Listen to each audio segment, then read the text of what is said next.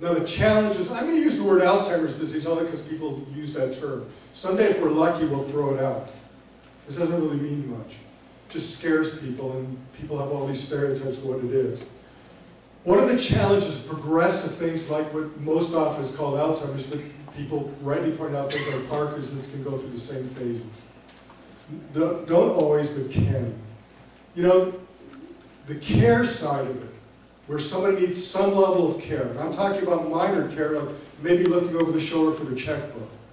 They go on at least 10 years, sometimes longer. It's something that unfolds over a very long period of time. The changes are complex. I've had people that come in, the first sign they had was they were driving back and forth to see their daughter. They came back to where they've lived for decades, and they couldn't think of where they lived. Had a cup of coffee, it came to them, they went home. I've had other people that that's not what's going on, they get lost. I've had people that can't get out of an elevator but can still compose music.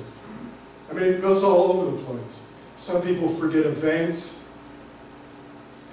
Again, different presentations for different people is the change, and it's very complex, multifaceted. The onset is subtle. How many have ever had a senior moment? How do you know it's not the first sign that you're going to have memory loss?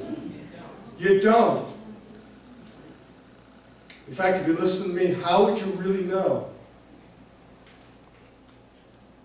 Everybody's so quiet.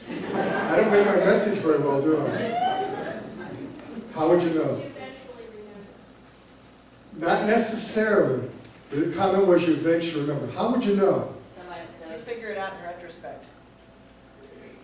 That's not proactive enough for me. But yes, a lot of times it's in retro. Oh, that's what it was. But that's true of MS, Parkinson's, a lot of things. Most neurologic diseases are very puzzling on onset. How would you know if your memory's starting to change? You get an evaluation. That's what people are always afraid of. And again, I've done this before. How many have had a colonoscopy? Well, I'm scared of getting cancer. Memory evaluations are more fun. Yes. No fret. And they don't hurt. You don't have to have diarrhea. Again, the best way to know is have a thorough evaluation. And people are, because it's not a medical procedure, people are kind of afraid of it. I don't care what my brain looks like. I had this conversation with you I had this morning. I'm a left-handed dyslexic male. All bets are off for how my brain's wired. Never had an MRI at this place because I don't care how it looks. If it works okay, good, that's what's counting. What we need to understand is how it functions. What I do in measurement is how people function. What the Alzheimer's Support Network does help people with functioning. Not what does it look like, because that doesn't matter. It can be wired all kinds of screwy ways. Brains are really elastic and plastic. But it's what it can do. And what happens with things like Alzheimer's disease is it begins losing its ability to do certain things that are different in different people. That's the complexity of it. And that unfolds over decades. I mean, we're using 10 years now because we finally got some sense, but it unfolds over many decades. The onset is subtle. I'm not trying to scare you if you had a senior moment. It's probably just a senior moment. It's just the brain's inefficiency as it gets older. But that is the first sign of changes, senior moments. They're not all going to become Alzheimer's disease, and not everybody with Alzheimer's is going to become demented. It's not a linear course. I'm going to describe a scale for you today.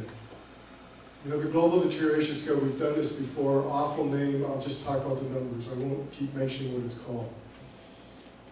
That makes it sound so linear. It's not. It's very uneven.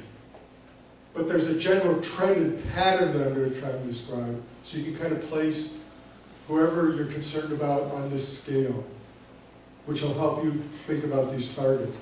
And they're moving targets. And I've had people that come and do memory evaluations for 5, 6 years. Topping the scales off. They come in the following year and they're starting to change.